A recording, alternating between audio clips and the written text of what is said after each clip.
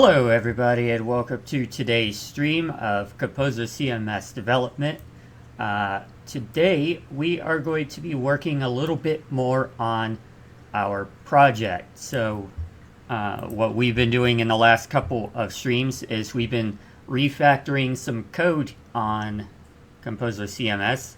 Give me 1 second here. I have a character thing, a little draggy thing on Warudo. Let me get rid of that here. Let me see if I can get rid of that. There we go.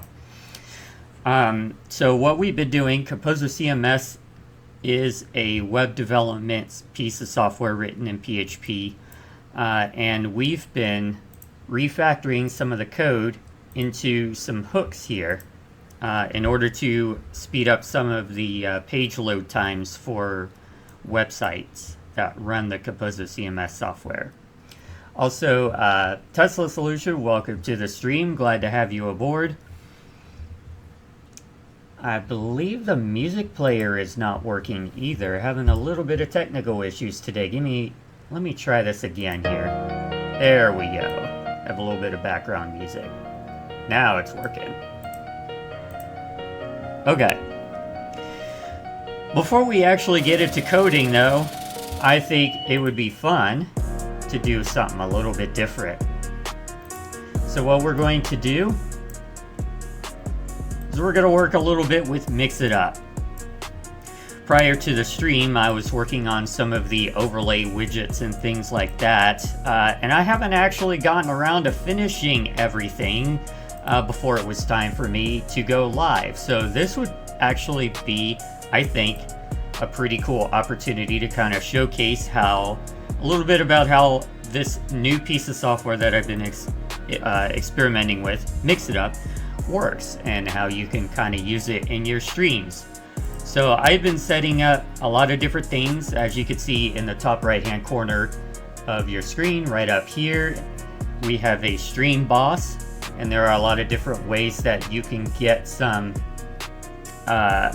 you could get HP damage, and then once you defeat the boss, then an automatic wheel will start spinning on the screen, which will reveal a reward that I will be giving everybody for defeating the boss. So a bunch of different things can deal damage to the boss: follows, subs, donations, chat messages, if you use your points for redeems, things like that. That can all deal damage to the boss. So what we're going to do is we're going to work on some of the overlays that I still need, or the event triggers rather, that I still need to create. So we're going to be doing that. And Tesla, you mentioned pinball stuff. I am not specifically working on my pinball project today. We're going to be working on Composr CMS, but if you want me to, I will talk a little bit about the project and kind of give you a little bit of a sneak peek into that, especially for those who are interested in it and may want to tune in into a later stream when I do actually showcase development of that project. So yeah, if you're interested, let me know and I'll definitely talk about that. So what we're going to be doing here is I'm going to showcase some of how I create some of the overlays and stuff for Mix It Up for streams, and maybe this will give you a little bit of inspiration for your streams as well, when for those of you who use Mix It Up. So for instance, when somebody follows the channel, this will play. And this is a custom video that I made Thank within... you for the follow, Errol Yelkrill. It's a custom video that I made within a program called CapCut. And CapCut is made by a company called ByteDance, and funny enough, we're at a little bit of a cahoots here in the United States over TikTok and the parent company ByteDance. There's a little bit of uncertainty as to whether or not the United States government is actually going to ban access to ByteDance and all of their affiliate programs like CapCut and TikTok and everything like that. So that'll be interesting to see how that turns out. The President of the United States, Donald Trump, has been repeatedly delaying that though, so that's kind of good. At least I could still have access to CapCut to make stuff. And yeah, thanks for the follow, Tesla Solution. Oh wait, that was me. That was my test command, my bad. Anyway, I think you followed, yeah, you followed before I went live today already. Alright, so I'm going to show you the process on how I create these videos for the triggers. So we're going to pull up CapCut here. We're going to make, what's really cool is it's a custom video made by one of my VTube models. So I apply a dance animation to the VTube model, and it kind of does a really cool thing in the video. Oh, CapCut's already loaded. Alright, so we're going to go ahead and create a new project here. What I do is sometimes when I do screen recordings of the animation of my VTuber, it's not in perfect 16:9 aspect ratio. So what I do is I load in a black picture in order to trick CapCut into using 16:9. I don't think you necessarily have to do it. I believe there's some sort of project setting somewhere that I might be missing, where you can explicitly set the project to be in 16:9. But I just do this because it's easier. I load in a 16:9 black background image as my cover. That's how I start. Now we're going to pull up VRoid Studio. Actually, we're not going to use... Oh, I'm going to have to use VRoid because Warudo is currently serving the VTube model that I'm using for today's stream.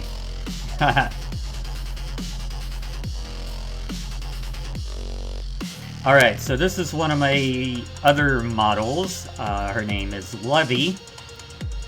I think we're going to do an event trigger for subscriptions. That's the one I'm missing right now. Give me 1 second here. It's not that professional. It's kind of rudimentary, but I see where you're going with that. I appreciate the comment. Alright, so here's our VTube model here.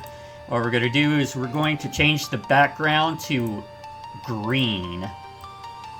We're going to green screen this. So we're going to do a perfect 00FF00. That's the hexadecimal color, by the way, for green. Because we're going to need to do that. We're going to need to remove the green background once we import it into CapCut using a chroma key. Alright, now we're going to choose an animation for this VTube model. We're thinking here something kind of joyful, maybe, since this is a subscription.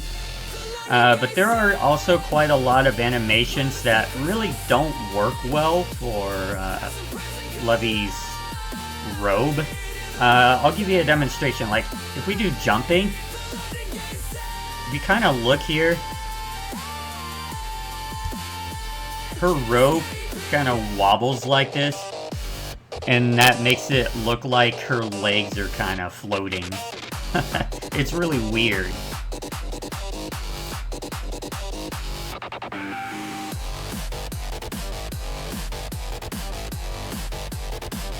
Yeah, VRoid does some weird stuff like that. Like if you use a robe outfit, it kind of cuts off the legs. It's really weird.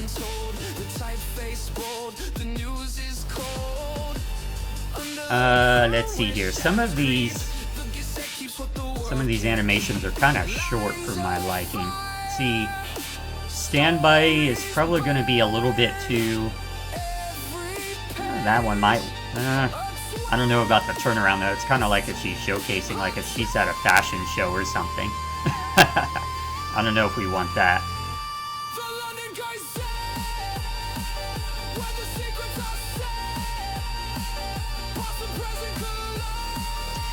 Let's see. Yeah. Like if she's on a catwalk or something.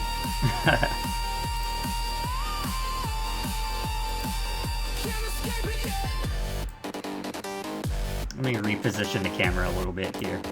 Okay.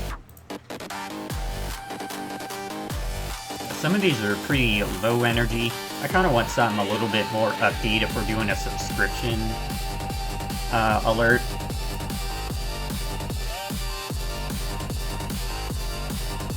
You like her? She was actually the first character I've ever made, so... it's unfortunate though, I don't really use her all that often on stream. I'm gonna have to use her more often.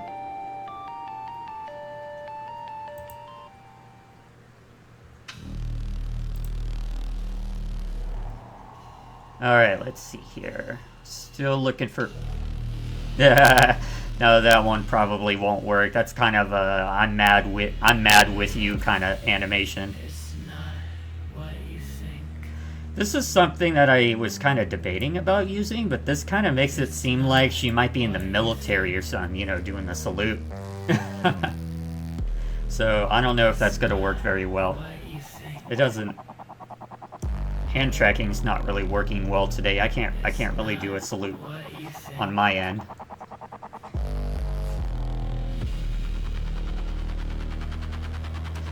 Let's see. We obviously don't want any fighting animations.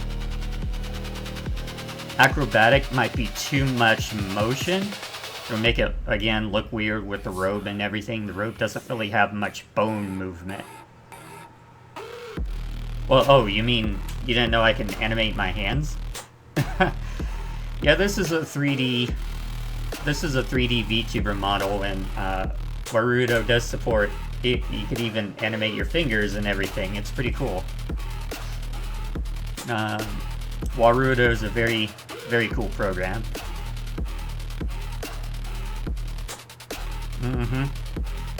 And what's nice is you don't need expensive software either to do all of that.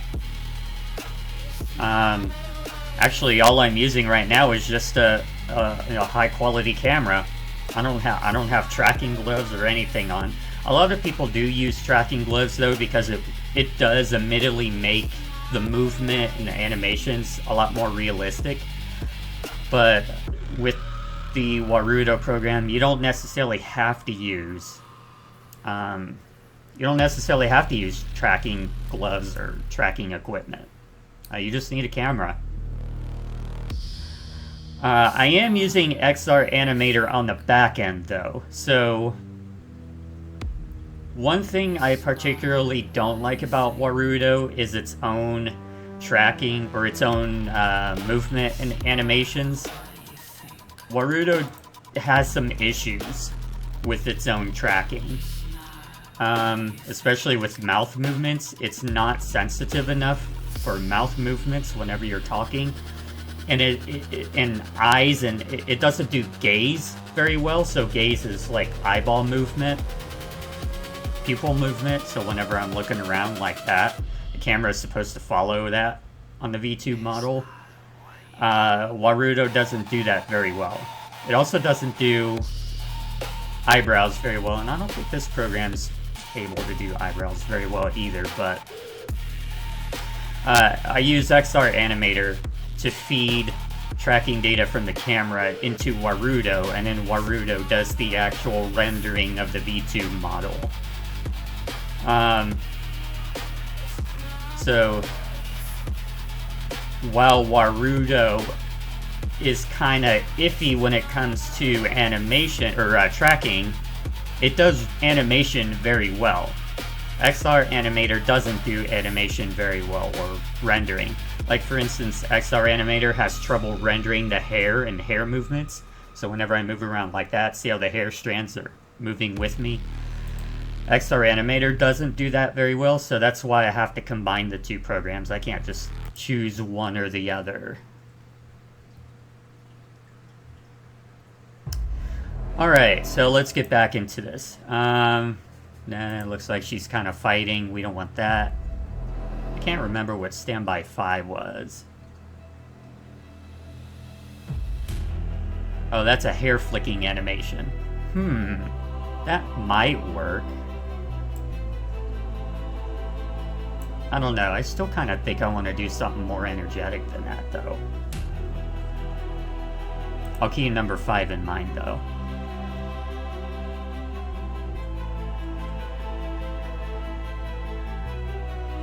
That kind of looks like she's peering out at something.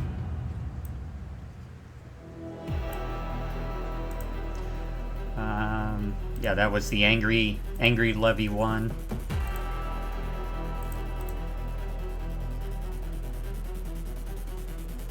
This is kind of like a shy pose, I guess you would call it.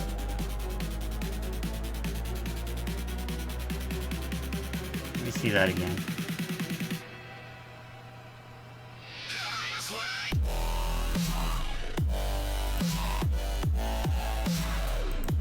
Number 1 is a possibility as well. I mean, it's still kind of low energy for my liking, but I might go with the hair flicking animation, number 5. So what we're gonna do now, we're gonna position her a little bit up here, and the idea here is I want to capture this entire area all the way over to the edge without getting the buttons in the shot. We're going to pull up ShareX. So ShareX is a free and open source program that allows you to take screenshots and video recordings of your screen. So definitely would recommend checking out ShareX. So we're going to use ShareX to actually capture this animation. We're going to use a screen recording here. We're going to draw our area, our boundary, and it's going to start. And then going to go ahead and capture the animation. It's a little slow considering all of the programs I'm running right now. This might not work very well.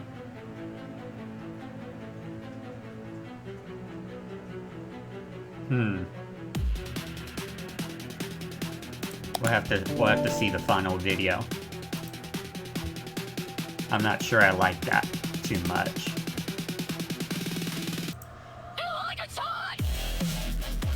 Alright, we have to go into our documents. Give me 1 second here. I'm doing this off screen, just in case if I have any confidential files or anything that I don't want displayed on screen, because I do client work and things like that, client projects that are not necessarily ready for the public eye.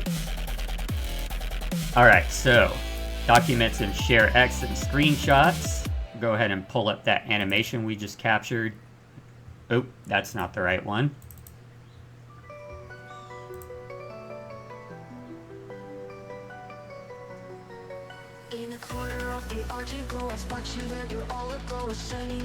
It's very, very stuttery. However, it is going to have to do for now. What I ultimately want to do is, I just want to have a subscription animation for now so that I know if anybody subscribes or anything like that. I can deal with making it better in the future. So we're going to go ahead and drag this clip into CapCut, and we're going to put it on our timeline, and we're going to find the position at which the animation actually starts, and we're going to cut off the beginning, and then drag it back over. So here we go. Now we're going to chroma key this. So in our video section, remove background, chroma key, and we're going to use the color picker here to choose the green. We're going to increase the intensity a little bit until the fuzzy greenness around her hair disappears for the most part. And then I'm going to drag her over to the left-hand side of the video, because we're going to have some text on the right-hand side. Thanks. Yeah, I've used CapCut quite a bit, and actually I use CapCut for some of the video animations in the pinball project, which you'll see when I work on that. Speaking of pinball, there's a pinball song playing right now. How ironic.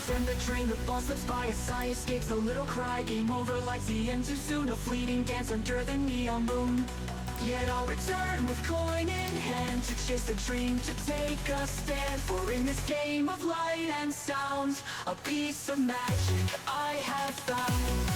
Alright, we're gonna choose some text now in order to put here over on the right hand side for a subscription. Maybe something a little bit rainbowy. That'll be kind of nice.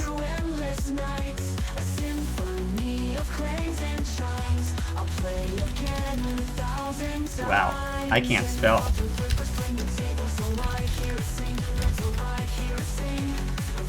Make it bigger. Drag it over there. And we're gonna add some animation to it. So CapCut has these preset animations that you can use. Now I don't have CapCut Premium, so I can't use any of the pro ones. That's okay, they got some free ones that we could use here. You could do something glitchy like this. That's pretty cool. Make it 1 second long. Oh, that kind of... Oh, okay, she does the flick after that. Okay. Ooh, that's actually interesting timing. The words appear and then she does her hair flick.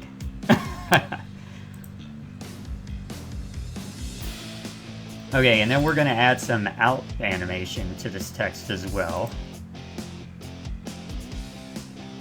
Increase the duration of that to about 1 second. And we're going to add some additional effects. So this is a sub, so we kind of want to make it look pretty cool. Maybe let's do some partying.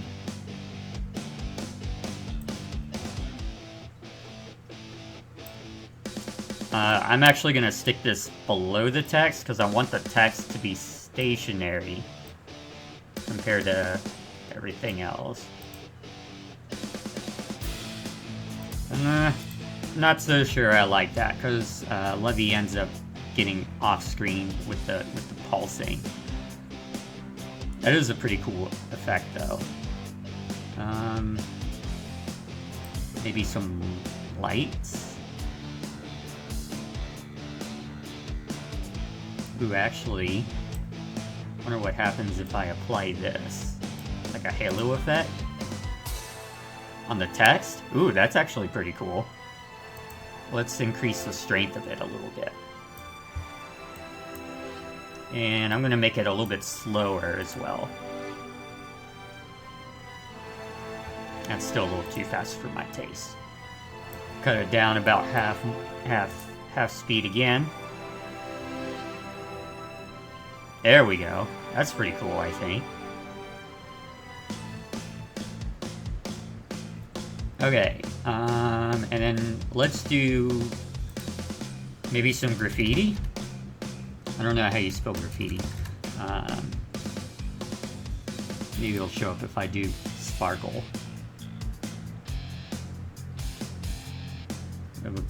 We have glitter.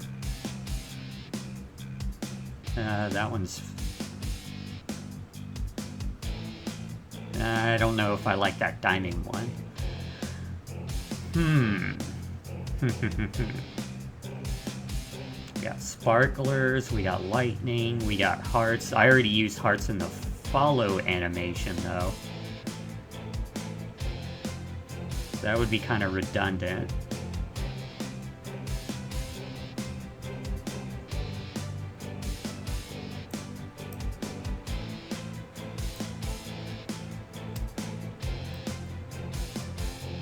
Oh, that's gonna apply on the...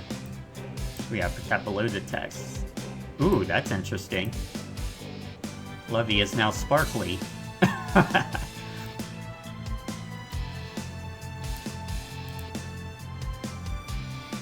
That's actually kind of cool.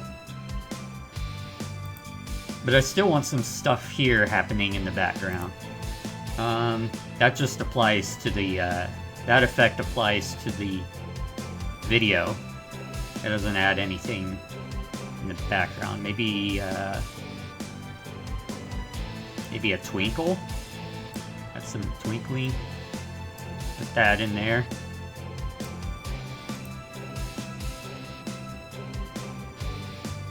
That kind of works.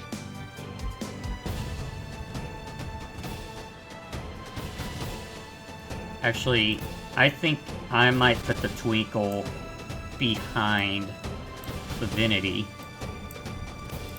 I'm not liking the twinkles being in front of her. There we go. I think that's better.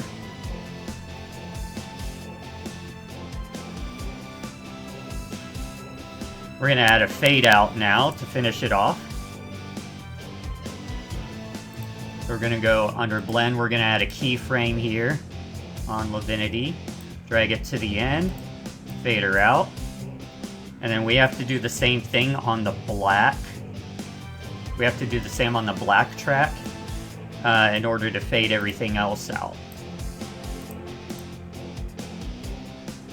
And there we go. Now we need a sound effect. So maybe something, I'm gonna go with, see if we can find something with dazzle. Dazzling. Some of these are a little bit too short. I'm actually gonna... I'm gonna have to pause the music player since we're working with audio here, so I can properly hear it. Alright. Let's see what we got.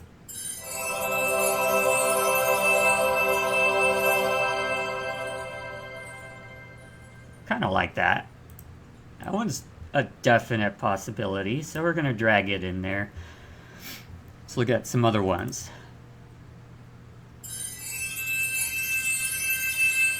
That's basically the same thing, but without the instrumental sting on top of it.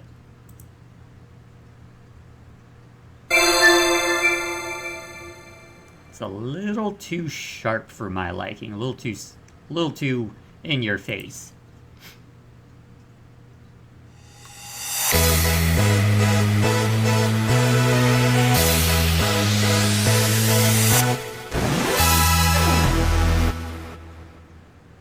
That's pretty cool, but it's a little bit on the long side because I'm trying to keep the triggers 10 seconds or less. That one was just a little over 10 seconds, but that was a pretty catchy sound effect, I think. I can't remember if I already played that one or not. I think we'll go with the one that we chose, I think.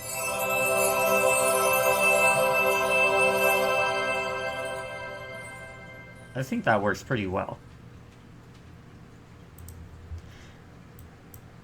I'm not sure why the thank you didn't animate out.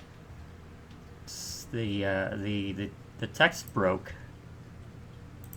It says the animation is still present. Huh.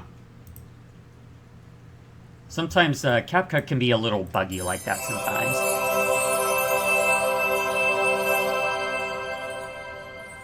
I think I got it. I just had to reselect it in the animation properties. I think we're good now. All right, we're gonna go ahead and export this. Title it subscribe.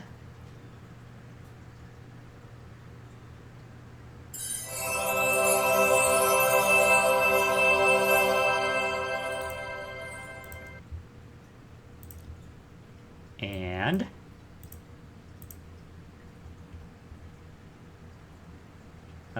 let's see here. Here it is. This is the final render.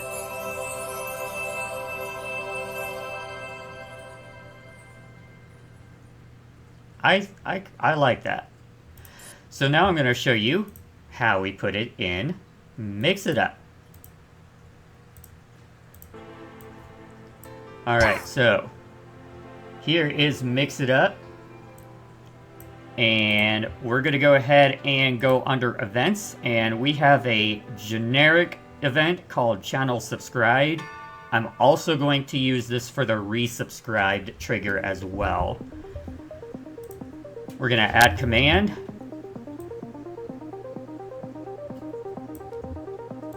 And there's actually going to be 3 different things going on here, because what we need to do is not only are we going to we're going to play the video, but we also have to deal with the currency system that I have. And then we also have to deal with, you know, the stream boss up there in the top right-hand corner. So we have to deal with all of those.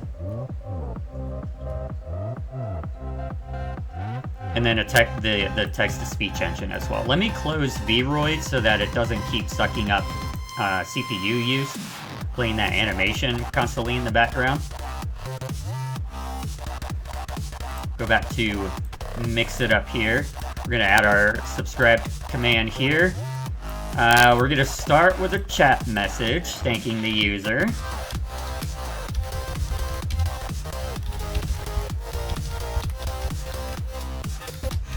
I'm gonna put in parentheses the type of subscription, so user sub plan.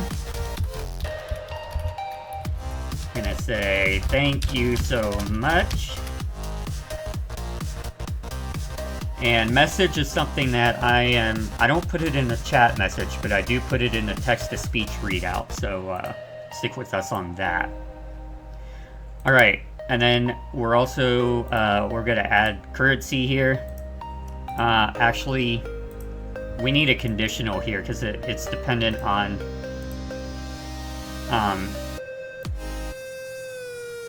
it's dependent on the subplan. So we're going to be doing multiple conditionals here and mix it up. So we're going to start with Prime, which is YouTube, or Tier 1, which is Twitch. And that is going to add 250 credits to the member in question. And then that's also going to deal damage to the boss. This is, okay, now that I think about this, since the damage is also conditional, the damage is going to have to come after the video trigger, because I'm going to have a wait statement after the video trigger in order to kind of make the damage delayed. Adds a nice effect. So the currency awarding is also going to have to apply, because the damage is going to go in each of these conditionals as well. So we're gonna hold off a moment on that, and we're gonna go ahead and add the trigger for the video. So we start with the video first. We're going to put it on our default overlay. We know the video is 10 seconds long.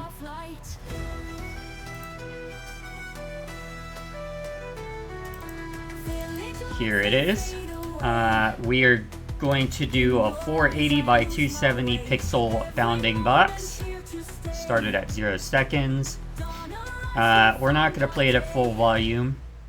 I'm gonna kind of do maybe 70%. Put it in the top left-hand corner. I like to do random animations for the triggers, so we do a random in for the entrance and a random out for the exit.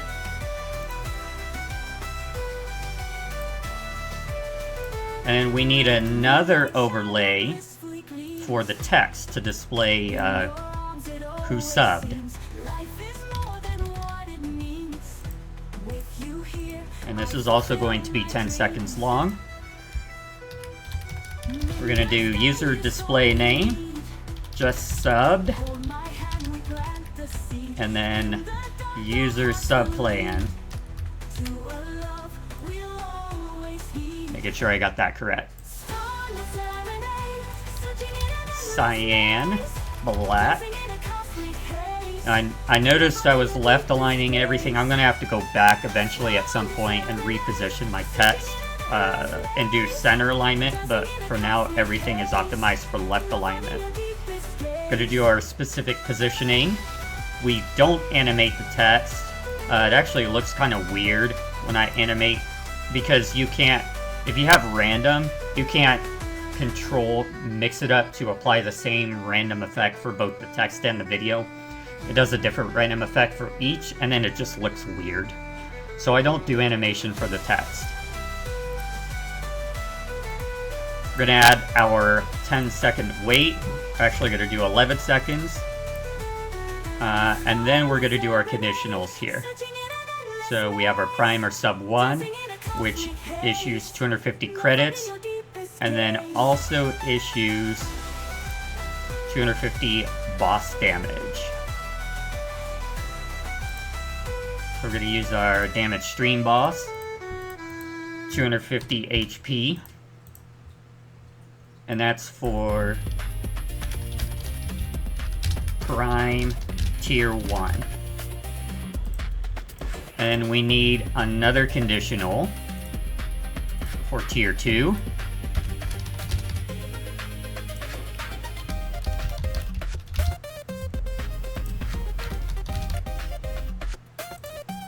And that is going to add 1,000 credits. And it is going to deal 1,000 HP damage.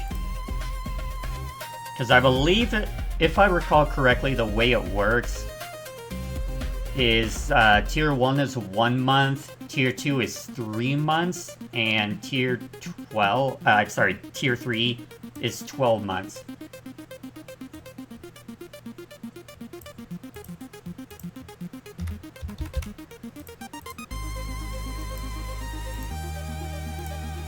And then finally, we're going to add a conditional for tier 3.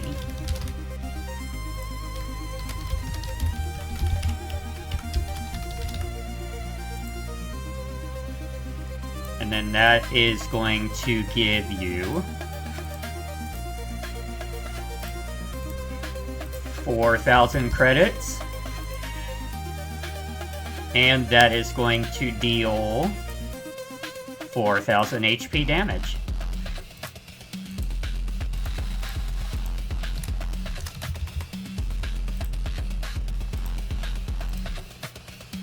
And we save. And I think we have it. So we're going to go ahead and we're actually going to test it. Our current, I'm going to have to actually look. I think we're at 2450 HP because the boss is going to have to get reset after I do this test. But that's okay. I have a command for resetting the value. Actually, that's not supposed to be 2450 HP. Since we had a net following of +1 since my previous stream, that's supposed to be 250 less. So I'm going to apply 250 damage to that boss. So it's 2200 now, so that's the value I have to remember.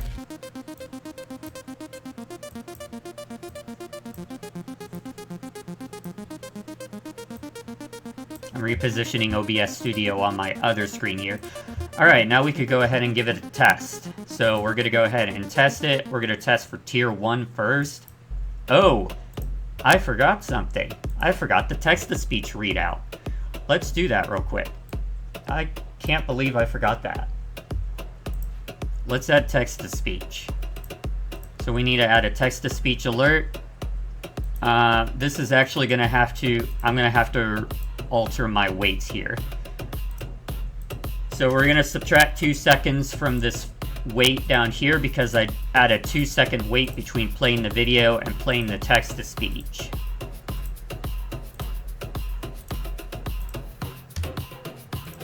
Alright, now we have text-to-speech. We're going to use Microsoft Zero. We're going to play it on our Mix It Up overlay. And we're going to say user display name just subbed at user subplan. Let's go. And then we're going to put their message, their sub message in there as well.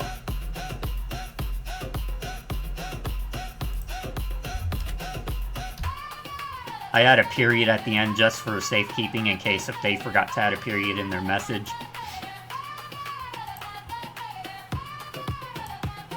Okay, and we do not wait to finish because we use our own wait counter.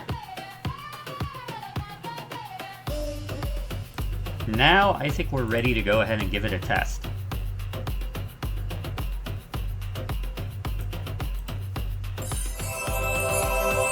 Errol Yelkril just subbed at tier 1. Let's go. Test message.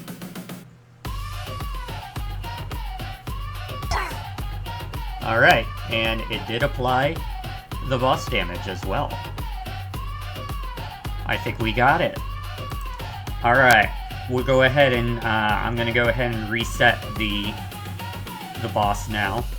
Give me 1 second here. And it had 300 total damage before we did the test. So we'll get it back to 2200. Alright. And that's pretty much how Mix It Up works. I'm not going to do resubscribed right now because I don't have any subscribers. So, in theory, nobody's ever going to resubscribe during today's stream. So I'm not going to worry too much about the resubscribe trigger, because basically I'm going to have to repeat the whole thing for resubscribe. Subs gifted, we'll do that later as well. Because I'm sure some of you who may be tuning in may want to see a little bit about what's going on with this Composr CMS development. I'm sure some of you are not here necessarily for Mix It Up, but want to see what's going on with this Composr CMS. So we're going to go ahead and get into that.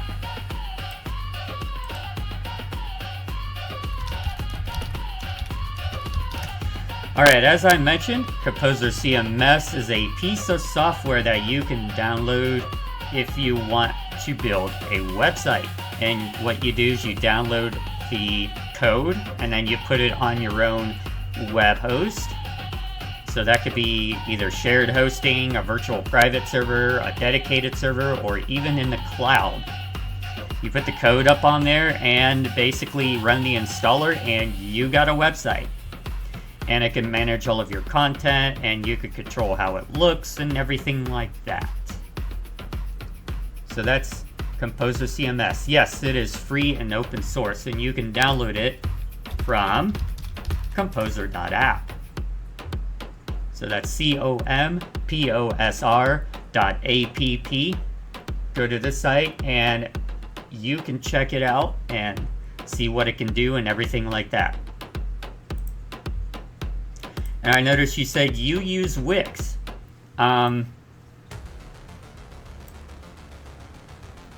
Now I will say this. With regards to like Wix and Weebly and Squarespace, I think it's called. I can't remember. Just because Composr is free doesn't necessarily mean you're not going to be paying to run a website. Because as I mentioned, you're downloading the software for free, but then you need something to run it on. Like, you know, a virtual private server or shared hosting or a dedicated server. And usually, if you're not hosting your own server, you're going to be paying a little bit to rent those. Now, I will say the company that I prefer is called OVH, and they're a very reputable company. They're all over the world too. That's the provider I go through for my server. And they have some relatively inexpensive VPSs that you can get. So if you get bare metal and VPS, like virtual private servers here, they're a few dollars to $10 or so per month, depending on how powerful you want them to be. Now you don't get much storage space with it, like you get 100 gigabytes or so, 200 gigs or so on, but if that's enough for you, which for a lot of people who are just running hobbyist websites, you know, go for it. And you just get a VPS. The only issue with VPSs is you don't really get a control panel. You just have a terminal, so you kind of have to learn how to, you know, install everything on Linux through a terminal and everything like that yourself. Which may be a bit of a caveat. See, that's why a lot of people prefer things like Wix and Weebly. It's because it's all there, right there for you, ready to go. You can build it build your website, drag and drop, and so on and so forth. They deal with all of the technical know-how behind the scenes and everything like that. But you do pay for it. As you mentioned, like $22 a month, you know, that is a little bit more expensive, relatively speaking, than getting a VPS or something. But that's because you're paying Wix to manage all of the technical know-how for you, in addition to providing you the service of, you know, like the website builder and everything like that. You don't get that with Composr CMS. Even though it's free and even though it's open source, you have to set it up yourself. You have to get your own hosting, and there is no warranty with it. So, but what you get in return for all of that is, of course, freedom. You don't pay for the software, and you get the full source code. You can modify it however you wish. You can make it do and behave however you want it to behave. You can't do that with Wix or Weebly or all of those other online services. What you get, what they provide you as a service, that's how you have to use it. And often they also include an end user license agreement, also known as a EULA, and you're bound by the terms and conditions of that. That's also something that free and open source software does not provide, does not give you, and that's a good thing, because EULAs restrict you. There is like a little bit of a license agreement, like, you know, it just basically says if you download and use Composr and decide that you want to redistribute Composr, you have to keep it free and open source. That's just basically what it is, and it also mentions that there's no warranty of any kind. That way nobody can hold anybody liable for, you know, if the software breaks your site for any reason. You know, you got to be responsible, you got to take your own backups and everything like that. So yeah, give Composr.app a try or a look out if you're interested in free and open source software, and also especially if you're interested in kind of sticking it to the big man. If you want to revolt against, you know, modern subscription-based services and things like that, and you want full control over how your website behaves. With that being said, we're gonna get a little techie. Yeah, stick it to the biggie. Stick it to the big wings. However you want to say it. With that being said, we are gonna get a little bit techie here now, because what we've been working on is a little bit of code refactoring, but hopefully I'll try and explain things as I go. Some of it you may not understand, and if you want to learn what I'm doing, feel free to, you know, ask me, you know, what does that mean? What you just said? And I will be happy to explain it the best I can in layman's terms.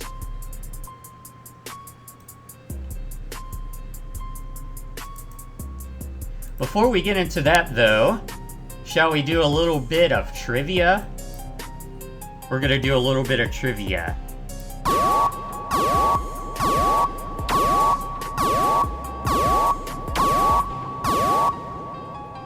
You have 1 minute to answer this question correctly and you will get 100 credits.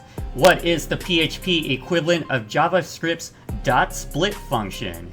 Is it 1, split, in other words the same thing, 2, _array, 3, separate, or 4, explode? Leave your votes in the chat now, and like I said, if you get the correct answer, you'll get 100 credits, which you can use credits for redeems.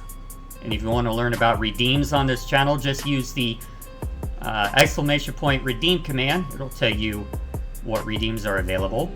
Or you could go to my website at arelyel, arelyel.pdstig.me. There's a link on my About tab if you can't remember that. And it will list off all of the redeems available. You got 10 seconds left to lock in your votes. 3, 2, 1, and the answer was number 4, explode. Yeah, I know, PHP is weird. This is something I recently debated about, we discussed in a PHP server. PHP has been known to have a bit of inconsistent function naming. So, so to kind of explain, split takes a string and it converts it into an array. So I'll pull up a notepad document here and I'll kind of explain it a little bit for you. Let's say I have a string.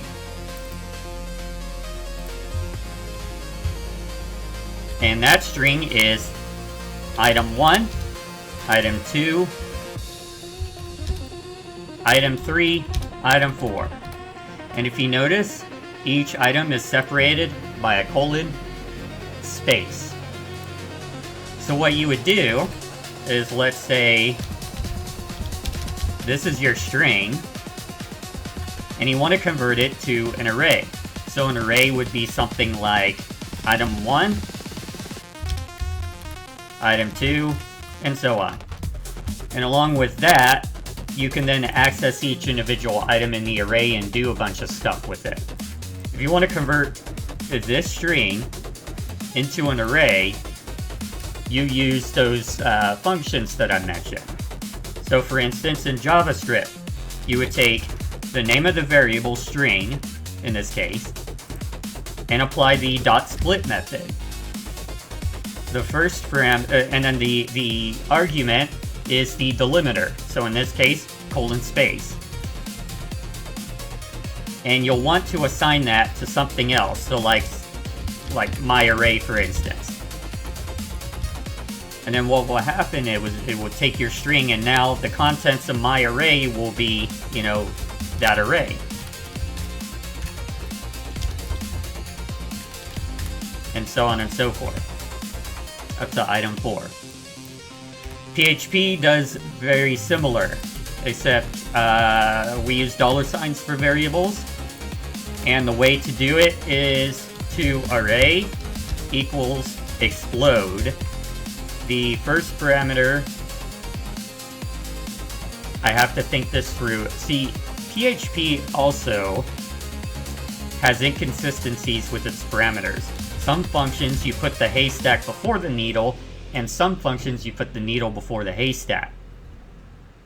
It's really weird. In this case, yeah, that's what I thought. You put the delimiter first, in this case, colon slash, and then you put the string variable, and then that gives you your array. So that's how it works.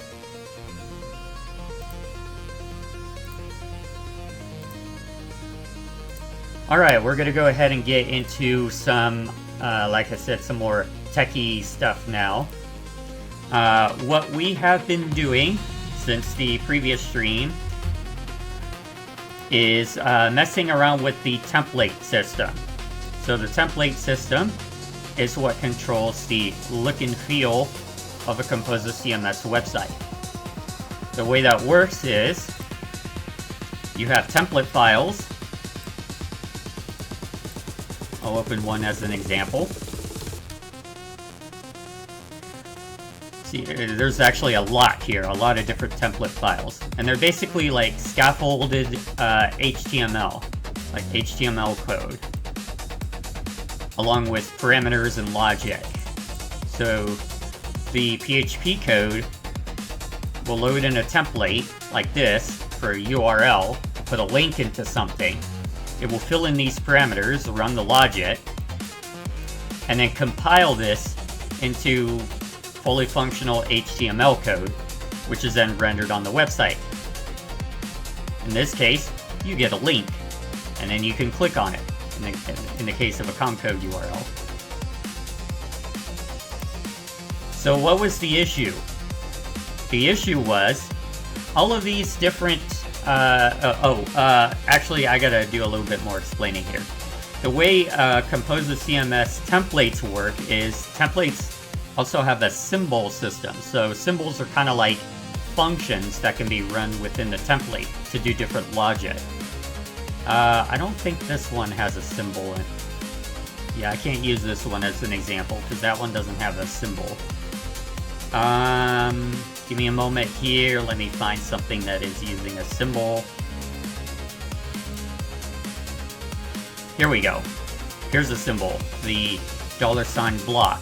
So basically what that does is when the template is compiled, it runs a piece of code called block, and then replaces this whole section with the HTML results of the that is spat out by that code. So in this case, we're creating we're injecting a block onto HTML, which is basically like a dynamic element. I'll show you an example here. If we go to forums here, this is a block right here, like the leaderboards. This is another block showing upcoming events that are happening. This is technically a block down here, the footer that gives you statistics of the forum.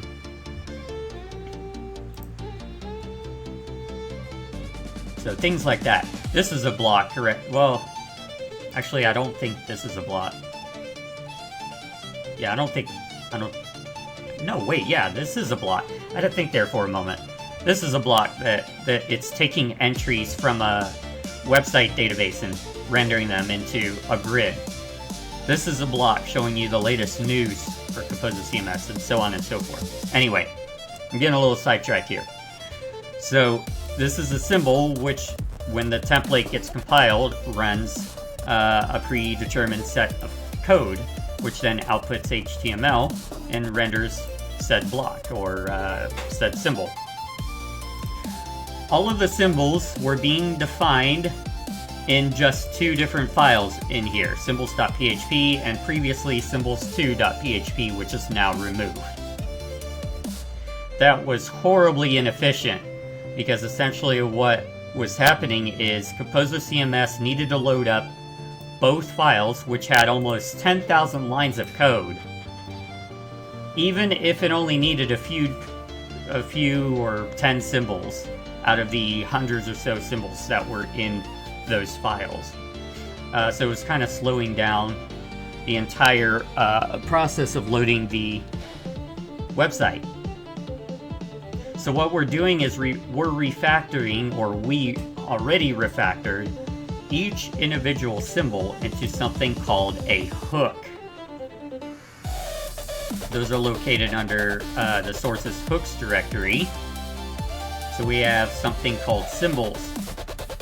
Every symbol is now its own file, which is its own class. So now, when Composr CMS compiles the template, it only loads the symbols that it needs to load. The ones that are going to be run for the templates that are going to be displayed on the page that you're loading. And I noticed doing this and also adding a cache in place as well, so that we're not reinitializing the same classes over and over again if we already reinitialized them once, has really significantly increased the page speed of Composr websites, I've noticed, because I've already applied the fix or the patch onto the composr.app home site, and I've noticed a substantial speed boost there. So as I mentioned, each symbol runs a piece of code, and in this case, so like browser matches, for instance, is a piece of logic in the temp code that runs something if your browser matches something like Internet Explorer or something. So use case in this example would be like detecting if somebody's running Internet Explorer, so that you could then output a message saying this feature is unavailable for this legacy browser, for instance. Anyway, so it runs the code and then it outputs a string of HTML or text, which is then injected into the template. That's how symbols work. So what we're going to be doing today is we're going to be working on the info function, because we already got the run function working on all of the symbols, but now we're working on the info function. Another thing that I've noticed throughout the Composr code base is that some of the logic for these symbols are hard-coded in different places. I'll give you an example.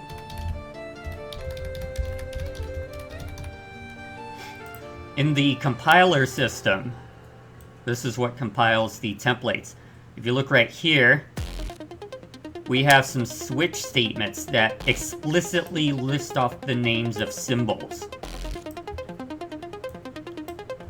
We can't have that in our new refactoring system.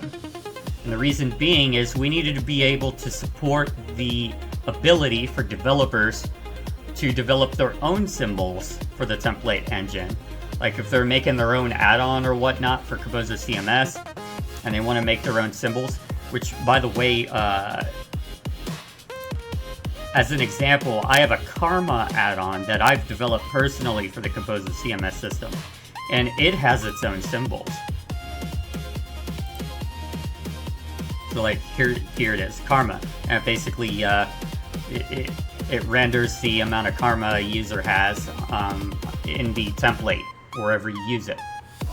Anyway, point is, we can't have these names of symbols being hard-coded into the compiler because then we can't support the compiler functionality for custom symbols. So like, what am I getting at here?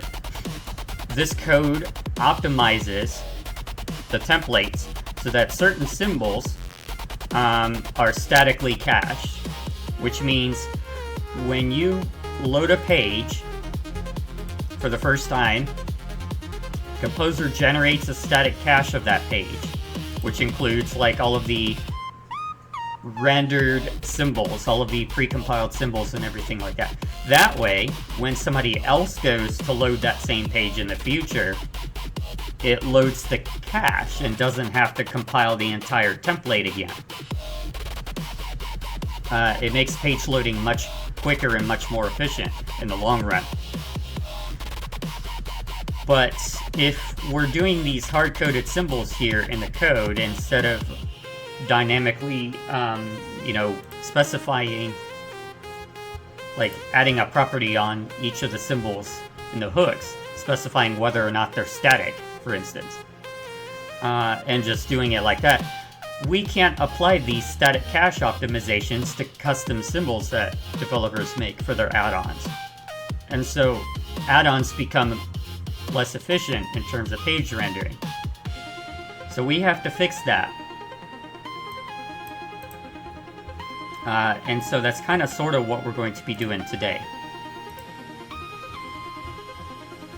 The first process of doing that, though, is we need to go through every symbol and we need to get the compile property. We need to get the proper compile property. So these are constants that determine how we static cache each symbol. Basically, we're telling Composr, is this symbol safe to statically cache? Or in more layman terms, is this a value or a piece of HTML that is going to change frequently? If it's going to change frequently, we probably don't want to static cache it, because then people are going to see the old values if it changes on the web page. However, if it doesn't change frequently, it is safe to cache the value in the cache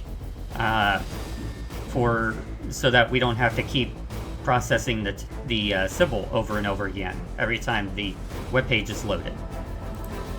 So that's essentially what we're doing. What we have to do is I have to figure out where these are defined, because they're currently hard-coded somewhere. Here they are. Nope, that's not it, because that's a new symbol I created. Here they are. Template compiler. That's where they are. I'm going to go ahead and pin this file. So these are a mapping of symbols to the directive that controls whether or not these symbols should be statically cached. Hey, only one X alpha, or only one X alpha. I'm not sure how you say that. Welcome to the stream. Yes, I am currently not in affiliate status. I'm actually far from affiliate status because my average CCV is way less than 1. I'm gonna have to, hang on. I can't see that emoji on my end. Ooh, nice. I kinda like that. That's a pretty cool emote. I like it. I'm not sure why it's not showing up on my dashboard on my end.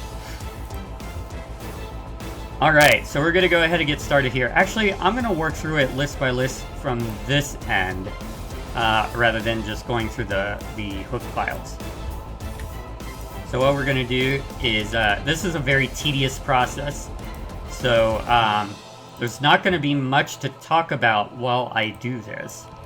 So feel free if any of you have anything you would like to talk about, any topics you would bring up, like how's the weather? I've heard that people in the northeastern part of the United States are currently experiencing some severe weather and tornadoes. So is anybody in the northeastern part of the United States right now? Let us know in the chat how the weather is for you.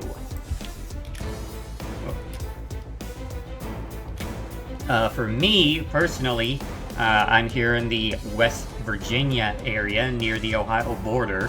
It is pretty cool and very rainy. And it's actually a nice break from the summer heat that we've been having.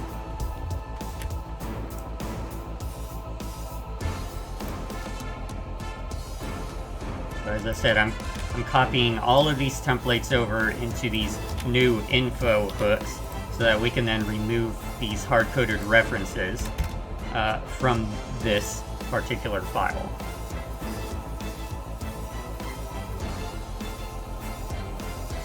Gonna rain over there in Colorado. I heard... I'm trying to think of my geography here. I think Colorado is kind of in the somewhat northern part. Northern and a little bit to the west part of the United States, if I recall correctly. I was seeing that there's a hurricane that's about to hit the southwestern part of the United States. Around the Arizona, California, and Texas area.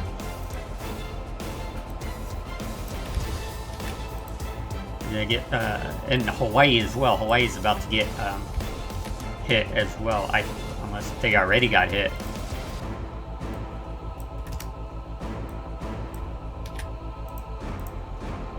Oh,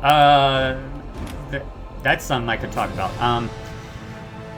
Tesla solution, Central US. Yeah, that's kind of what I was thinking. Like kind of central, maybe slightly north. I'm actually going to have to look this up. My geography's not very, Okay, so it's not north, it's more, central, a little bit to the west. Ooh, you might actually get some rain from that hurricane that's coming in. So I heard about a hurricane that's dropping a bunch of moisture in this area of the United States. And thank you, Only One Alpha, for following. I appreciate it.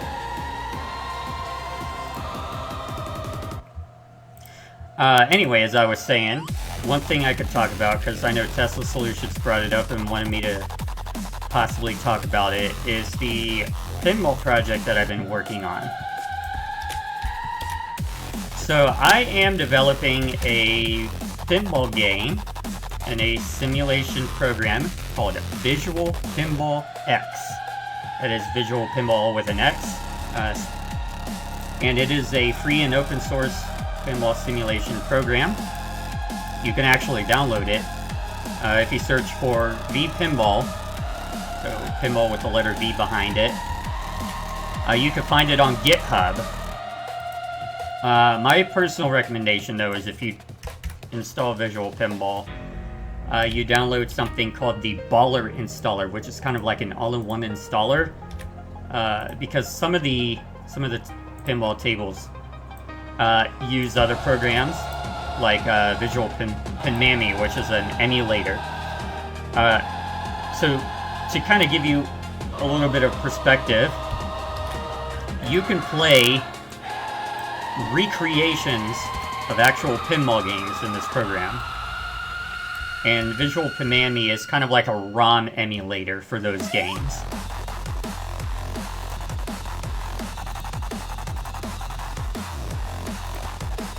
Anyway, so I'm creating a pinball game in Visual Pinball X called Saving Wallden, W-A-L-L-D-E-N, so double L, which is unusual, but it's a wordplay. because the idea is that you're trying to save a king and queen from a medieval village from being taken over by a vile beast. You'll be a baller soon.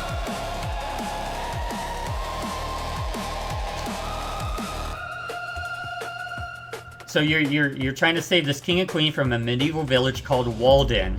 And what's funny or ironic is at the start of the game, the town of Wallden gets walled in. And that's where the wordplay comes into play. Wallden, walled in.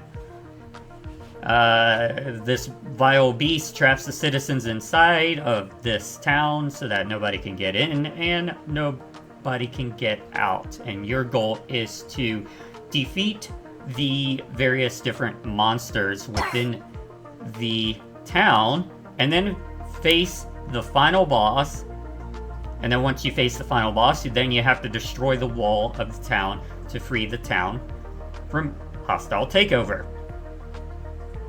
So that is the premise of the game. There's quite a bit more to it.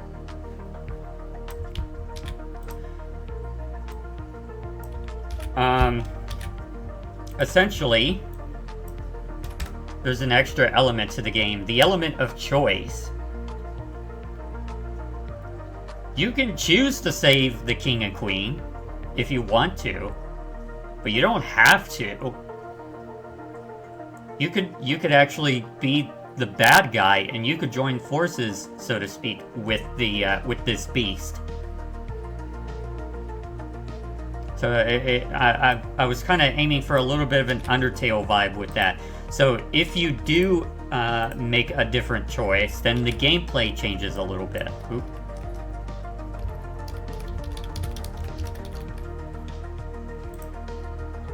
Yeah, the gameplay changes a little bit depending on the choices you make. So essentially what happens is you're progressing towards these different objectives, and once you get to once you quote unquote defeat the enemy, in other words, it's basically Pokemon terms. They faint. They don't actually die. They just faint, or they're unable to fight anymore. You then have the choice of sparing them or killing them. And then that particular choice you make, and then the choices you make on the other 6 or 7 characters that you face off against, is what will ultimately decide the gameplay as you progress through the game. The culmination of the choices that you've made between those 6 and 7 characters will ultimately determine how the final boss battle plays out. And then that also determines so there's also a judgment, just like in Undertale. You get a judgment at the end of the game. Except for Sen's judging you. It's an archangel who judges you. And the judgment, of course, is based off of the choices you made, and then you get a final hoorah, like, it's called a victory wizard. So it's like a very high scoring feature in the game that kind of rounds out and finishes off the game. And that is particularly based off of the choices you made. It's only 15% done, and it's been in development for 2 years, unfortunately. And that's a lot of it has to do with the fact that my financial state has not been the greatest, and so I haven't really been focusing too much on the project. Actually, bear with me, guys. I am going to go ahead. I'm going to have to take a break here because I believe my family wants to do a couple of things in the kitchen, so I'm going to take a 7-minute break on stream. So everybody stick around. I am going to do another trivia game as soon as I get into the stream, so stick around for that. Give you another chance to earn some more credits. That being said, we'll be back in 7 minutes. We'll be back around 6:25 p.m. Eastern Daylight Time.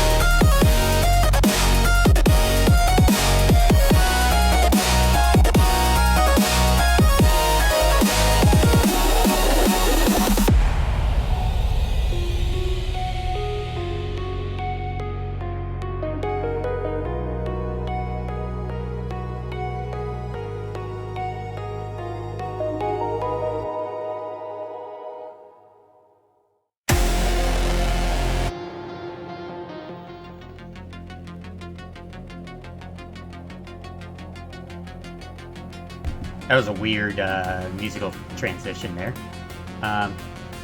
Alright, welcome back to the stream, everybody. We're gonna go ahead and get back to work here. Actually, oh, I don't think I could do it because I was gonna show you I guess I could try and show you the pinball game a little bit, but this particular OBS scene was not designed to run, because like I have a special OBS scene for running pinball games so that it captures both the table and the display. I don't know how well this is going to actually work, but I'll try and give you like a sneak preview here of Saving Wallden as it is right now. So this is the visual pinball application that I was talking about. It's actually really cool because not only can you play, you know, like recreations of different tables and also original tables, but you can build your own table with this system.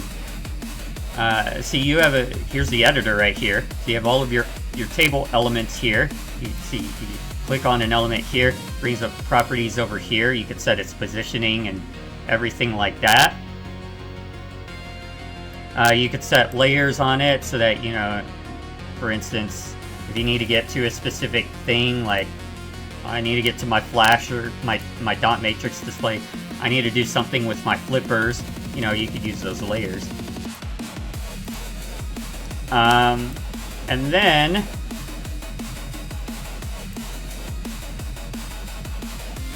that's just half of it. The other half is this Visual Basic. So this is the game logic. This is what you use to control the game logic, and you know how the game works and everything like that. You write your Visual Basic code in here. Every table element has its own methods and things like that, and properties. There's a whole guide about that included. Whoops, that's the wrong folder.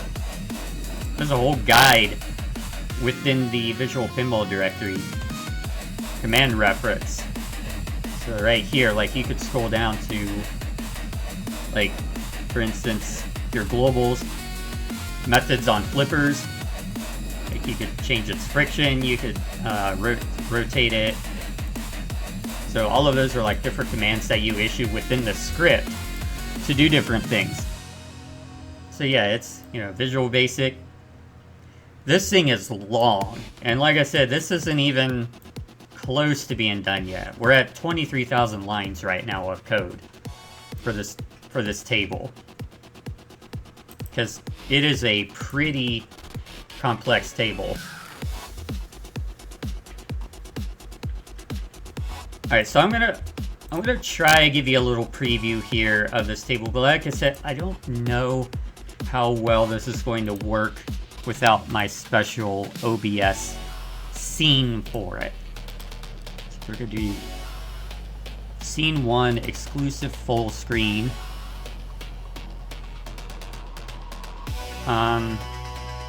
Make sure we're at 16:9, save changes, back glass. Make sure we're in, we don't want FSS mode, we want desktop mode. See, I don't know if this is going to work. We'll see.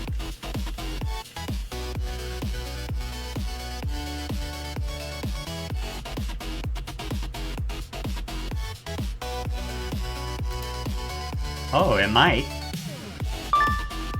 Let me pause the music for a second. Because the game has music, and then that's just going to overlap on top of the background music, and then that's not going to sound good. So yeah, here's the game. A game so far. is in progress. Would you like to resume? Oh yeah, press that's the action button that's another now cool to thing about this resume the game. Or you can press the start button to start a new game. How do I reduce the volume here? I can't remember how you reduce the volume. It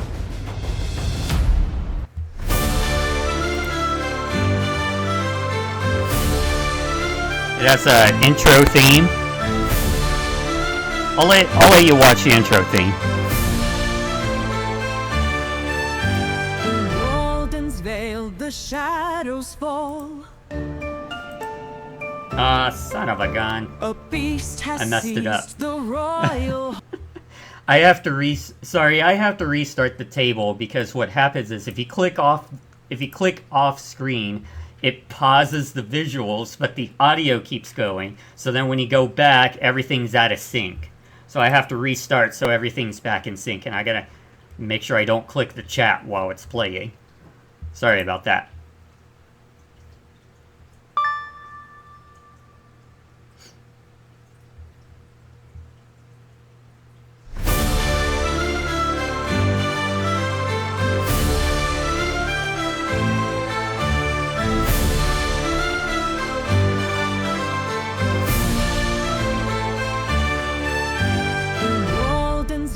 The shadows fall.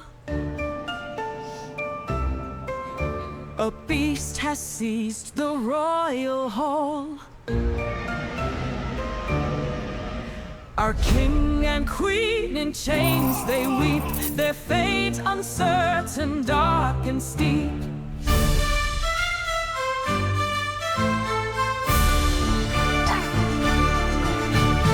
Rise, brave hearts, with swords of light. Through trials fierce, we face the night. With royal guards and blacksmith's might, we march for justice, for what's right. Notice the flippers moved on sword because the flippers have swords on them. When ogre's war will terrify, snipers aim, the arrows fly. Vikings raid with savage cries, dragons, flames, and fury rise. Buildings crumble, yet we stand. We face the beast on Walden's land. Our blades will carve our hearts defend, till tyrant's reign comes to its end. Rise, brave hearts, with swords of light. Through trials fierce, we face the night. With royal guards and blacksmith's might, we march for justice, for what's right.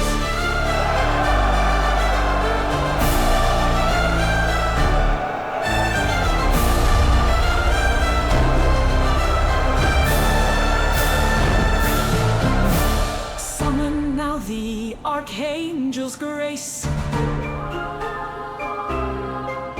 Her great white wings, her timeless face. She'll guide us through the fiery gate to challenge, conquer, liberate.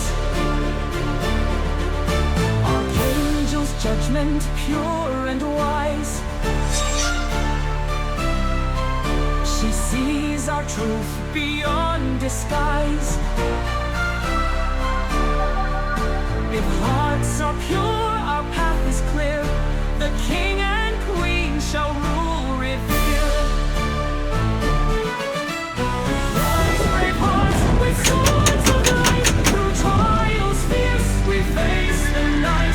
With royal guards and blacksmith's might, we march for justice, for what's right.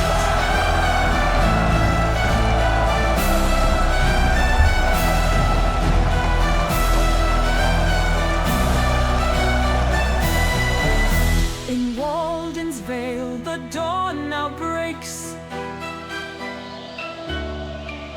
The beast is gone, the village wakes. With love and honor, peace restored, the king and queen forevermore.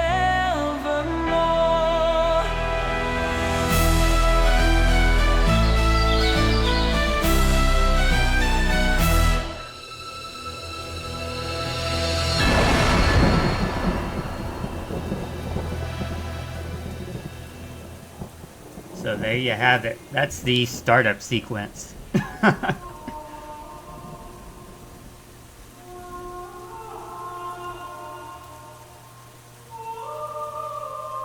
And then it ends with choose your path wisely because of the whole, making choices thing in the game. So I'll give you a quick Choose your preview. difficulty. I'll give you a quick preview of gameplay. So essentially what happens is when you start the game, you are presented with a choice of what difficulty you want. And there are 5 different difficulties. It's Zen. There's Zen, which is a special mode that allows you to play the game as long as you want. But you take a penalty for how much damage, you take a score penalty for the damage that you get. Easy. There's then your standard difficulties, easy, Normal. normal, Hard. and hard. And then there's another special mode called, Impossible. and in impossible mode, it does not let you hold your flippers up. So it's much more difficult because you can't cradle, you can't hold the ball with your flipper. As soon as the flipper goes all the way up, it comes back down. Actually, Hard. Normal. choose your difficulty, then this happens. What in God's name was that? I think we better go investigate. The flashing And the game target starts. for the skill shot. And you start with a skill shot where you're basically trying to plunge the ball so that, oh, my cursor's disappearing. I can't show you with the cursor, but you plunge it so that you try and hit the flashing target up there. It's really difficult, but you get a pretty big score award if you do it. I can't even see. That was pathetic. Oh, and they call you the chosen one. Really? Shoot the flashing letters to spell words. Hello. My new raid alarm's going PHA off. just rated the stream with 2 viewers. Welcome everybody to the stream. I am Aurelia and we're currently checking out a project that I am working on called Saving Wallden, which is a pinball game that I've been developing for the last couple of years, and the goal of this game is that you are trying to save a king and queen from a medieval village of Walden from a vile beast that wants to take over. And also thank you Chase OSCS for the follow. I greatly appreciate it. We're halfway there with the boss already. So there's a lot of different gameplay and features in this game that I'm working on. This is all developed in a program called Visual Pinball X, which you can actually freely download online, and it lets you not only play a whole bunch of different pinball games and whatnot, but it also allows you to create your own games. So I'm kind of giving a preview of the gameplay so far for this project. Previously, we were working a little bit on coding, and I kind of got distracted. We'll get back to that momentarily. That was terrible. You're supposed to shoot with the balls, not drain them.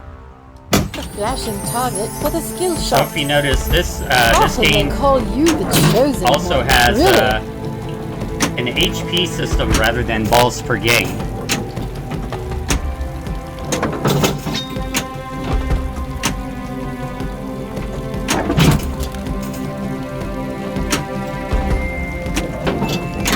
There's a little bit of lag because of all of my... There's a bit of lag because of my software.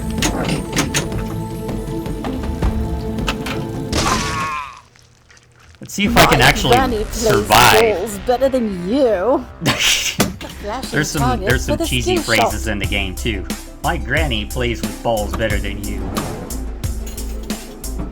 Better luck next time. Over here, Newtown dwellers, I have some important Yes. intel for you. You can nudge.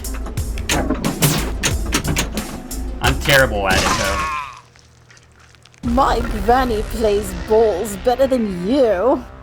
The flashing target. I'm doing for the really skill bad right shot. now because there's a stutter going on since my computer's having trouble keeping up with all of the software running. So yes, you can nudge. See, I just bumped it a little bit. See, you can definitely nudge. Skill shot. Oh, I got one. Got a skill shot.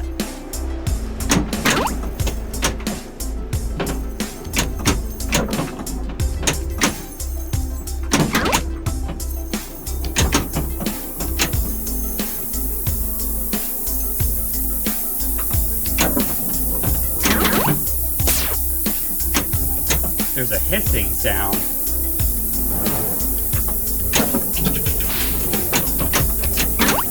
I'm trying to get the ball in that scoop with the flashing yellow triangle, or diamond rather.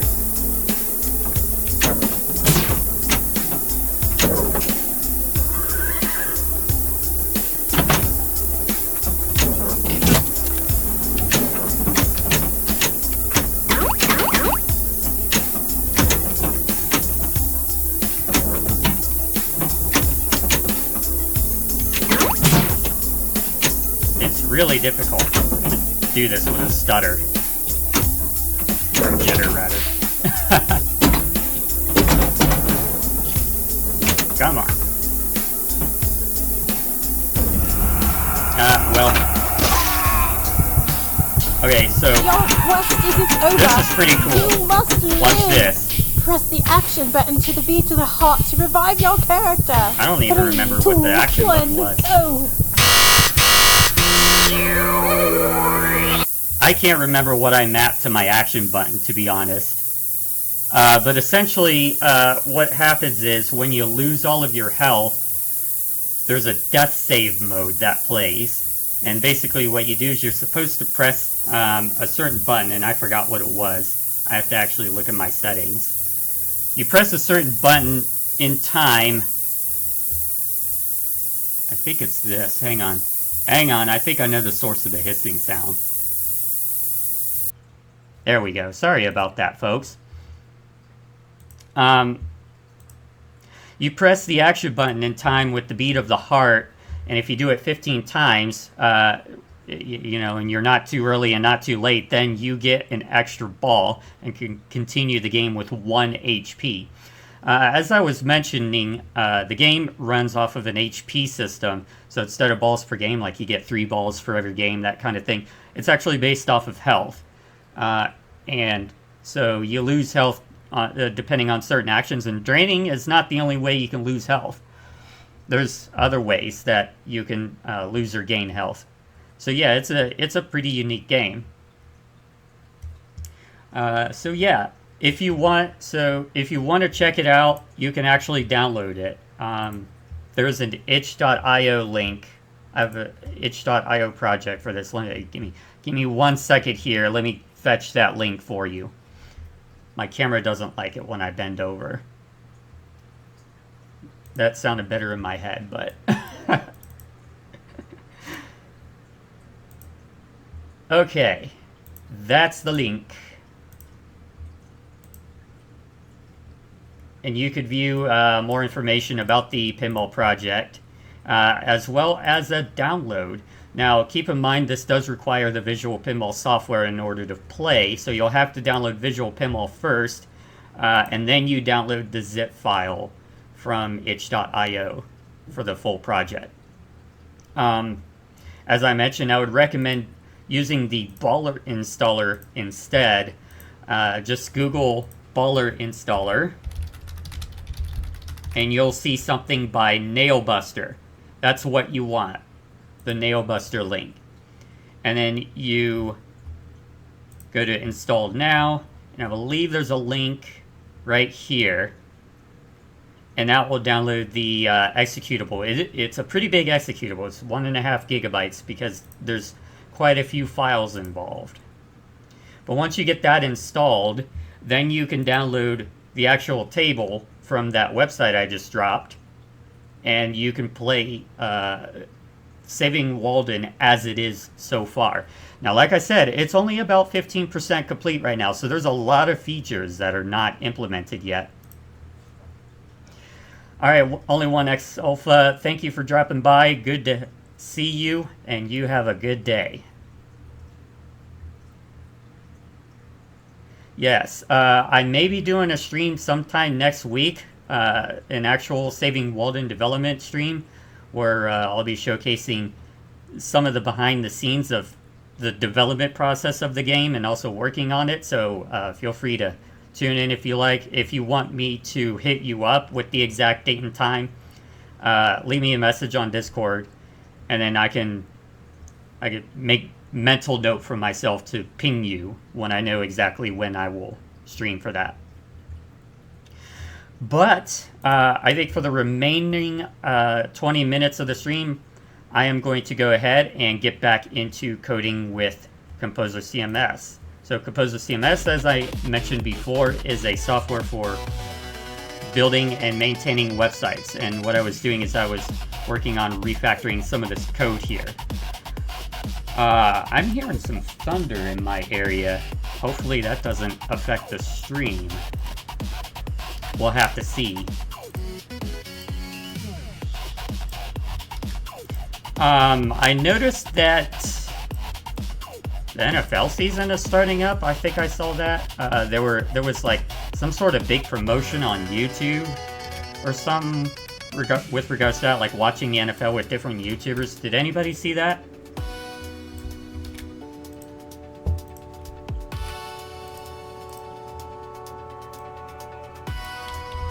Oh, that's the wrong file.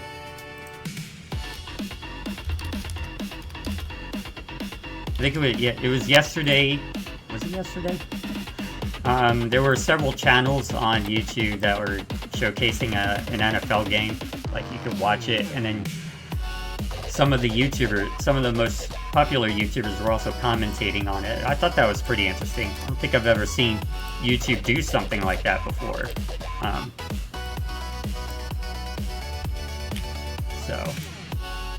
And NFL themselves also was streaming the game directly from their channel. I don't know if that's going to be a regular thing or if it was just a one-time deal.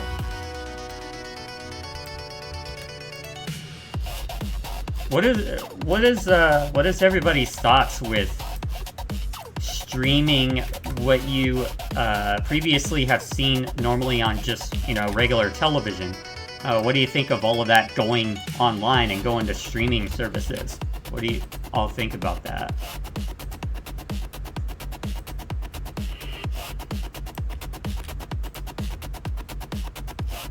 I think, I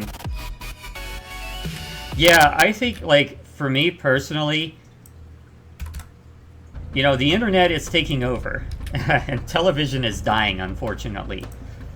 In the sense of, like, cable TV and broadcast television and everything. As much as it pains me to say that as a mass communication major, it's a dying industry.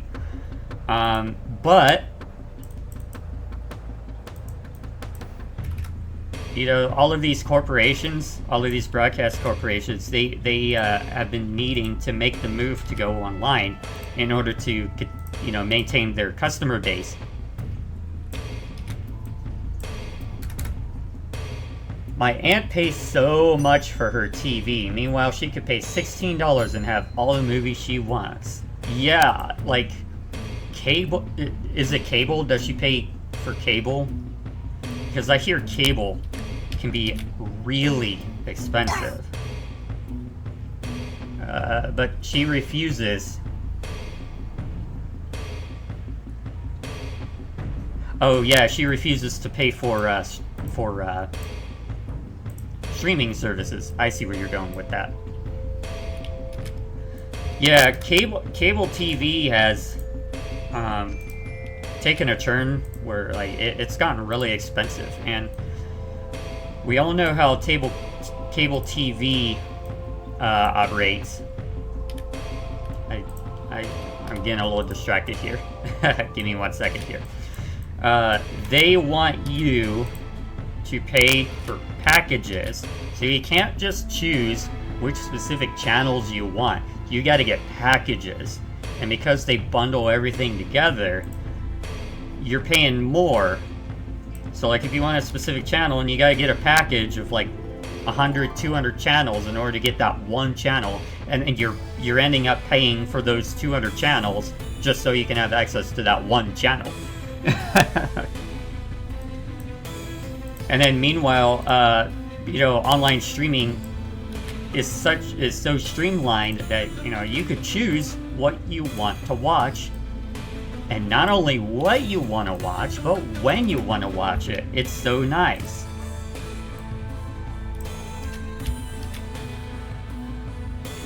$200? That is crazy for cable TV. Wow. That's more than my health insurance bill. I'm kidding. I don't. I have Medicaid right now, so I don't actually pay for health insurance. But that's more than, like, you know, the people pay for the Affordable Care Act. Yeah, that's crazy. I didn't know it got that expensive.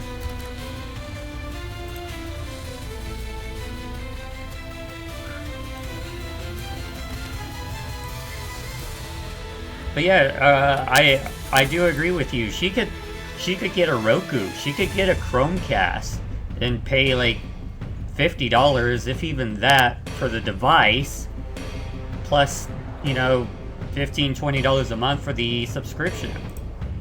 That'll save her a lot of money, and then she could watch whatever she wants when she wants to watch it. And she doesn't have to leave her TV because it works right on her TV, just like cable TV does.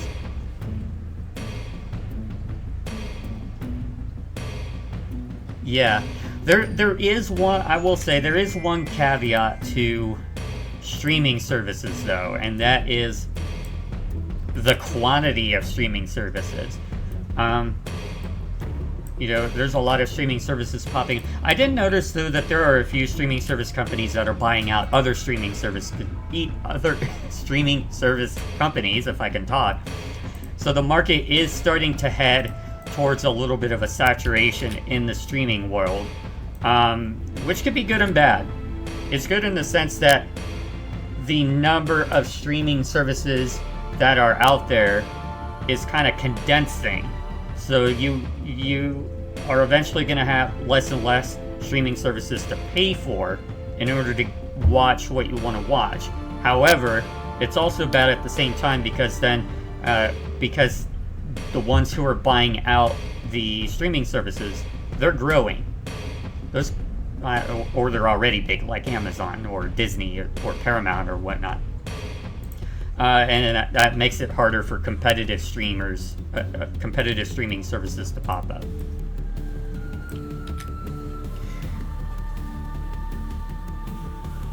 I use an underground one, which you do pay for, but it's very reasonable for the year, and you get everything that comes out of everywhere. And I could speak more about this on Discord. Yeah, I don't know if Twitch is gonna kind of sort of like us talking about underground stuff. You know what I mean? Don't want to get the FBI in here. No, we're talking about bricks here. This is a show about bricks. As you can see on this screen, there's a red brick there, there's a gray brick there. Okay, now that we've distracted the FBI, here's what's really happening. I don't know if you watch Half as Interesting, but I'm referencing Half as Interesting on YouTube.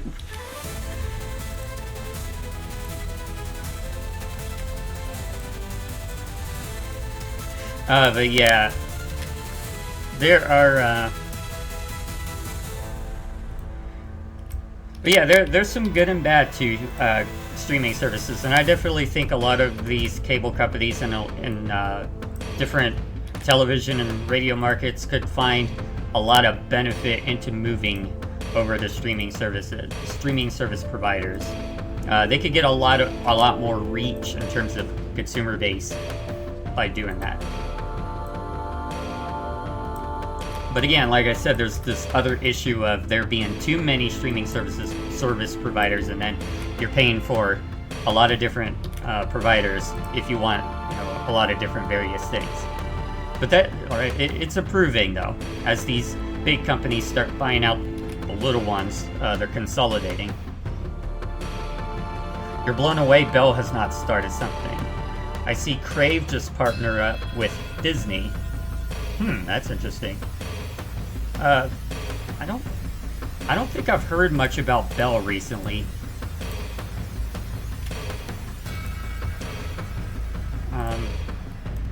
Yeah, I honestly haven't heard much about Bell, and I do know Paramount recently bought out DreamWorks, I think it was. I can't remember off of the top of my head. But they recently bought out DreamWorks, and there was actually this huge thing with South Park. There's a series on Paramount called South Park. and there was this whole issue of licensing because of the merger and some other stuff that was happening.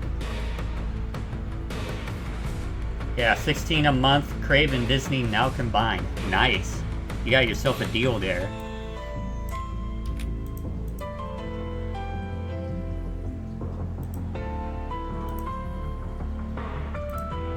Okay, that's a different hook.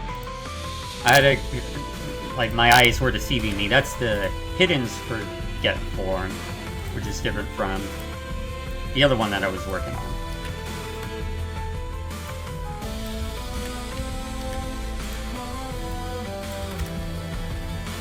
Alright, we are getting close to 7 p.m. I usually do 2-hour streams, so this is getting close to my 2-hour mark here.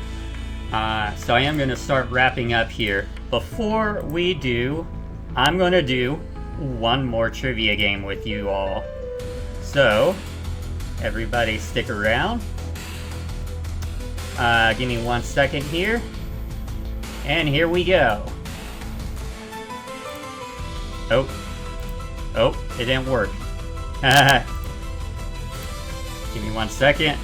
Here we go. Let's see if you can answer this question, this development question correctly. Alright. Which of the following is not usually included with free and open source software? That's what FOSS stands for. Free and open source software. 1, it does not usually include a free download. 2, it does not include an open source code base. 3, it does not include a warranty. Or 4, it does not include a GPL license. Place your votes in the chat, and if you are correct, you're going to earn 100 credits, which you can use on redeems and stuff. We got a vote for warranty from Tesla Solution. 24 seconds left for everybody else.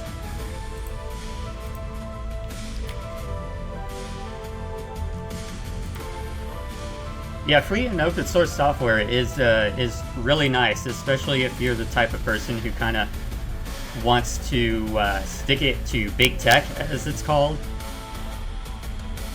And you got it correct, though. The answer was indeed 3. It was warranty. So usually free and open source software is free to download. The code base is open source. I pretty much gave that one away when I said it meant free and open source software. And a lot of free and open source software is licensed under the GPL license. However, a lot of free and open source software does not include a warranty. And that is because, you know, it's free and open source. There's not really, it's a community-oriented thing. Communities are coming together to develop this piece of software, and so there's no warranty with that. It is basically up to you to do your own backups when you use free and open source software, to report bugs that you find and everything, and so on and so forth. So yeah. All right, thank you everybody for tuning in. Be sure to get in your, those of you who are in the pizza party, be sure to get in your check-ins with the PP command. That is !PP space, and then your Discord username. Get those in, and then I will be able to give you a shout out. Thank you for the follow. Local admin.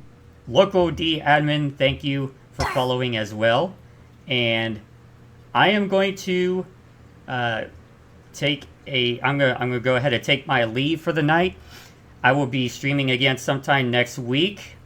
And next week I'll be working on the Saving Wallden pinball game. If you want me to let you know when I'm streaming, just hit me up in the Discord, in the Pizza Party Discord. Give me a mention. I'll put you down, and then I'll add you as a friend, and then I'll let you know. Thank you everybody for tuning in, and we'll see you next time.